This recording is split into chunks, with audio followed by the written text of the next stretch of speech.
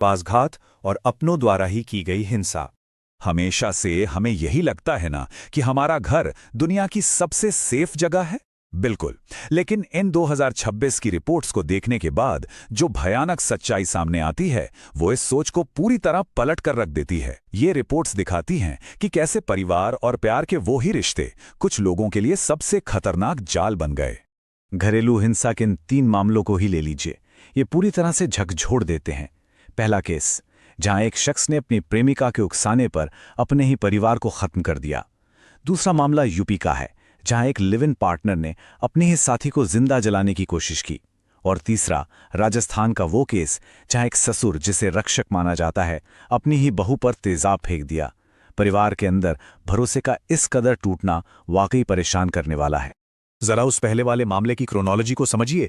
सबसे पहले प्रेमिका इंस्ट्रक्शन देती है, फिर वो आदमी अपनी ही पत्नी और 2 छोटे बच्चों को बेहोशी की दवा देता है। आप खुद सोचिए, इसमें कितनी ठंडी, कितनी कैलकुलेटेड प्लानिंग की गई थी। ये कोई अचानक गुस्से में उठाया गया कदम नहीं था।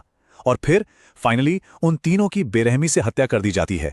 एक बाहरी इन्फ्लुएंस कैसे इंसान को अपने ही परिवार का कातिल बना सकता है, ये उसका सबसे खौफनाक उदाहरण है। अब यूपी वाले इस मामले को देखते हैं। रिपोर्ट साफ तौर पर बताती है कि एक लिव इन पार्टनर ने महिला को जिंदा जलाने की कोशिश की। और क्रूरता देखिए, वो सिर्फ आग लगाकर नहीं रुका, उसने महिला को एक कमरे में बंद कर दिया ताकि वो किसी भी कीमत पर बच ना सके, और खुद वहां से भाग गया।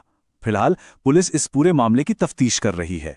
ये घटना हमें सोचने पर मजबूर करती है कि हमारे सबसे करीबी रिश्तों में कितनी भयंकर हिंसा छुपी हो सकती है। राजस्थान से आने वाली ये खबर तो और भी ज्यादा बेचैन करने वाली है।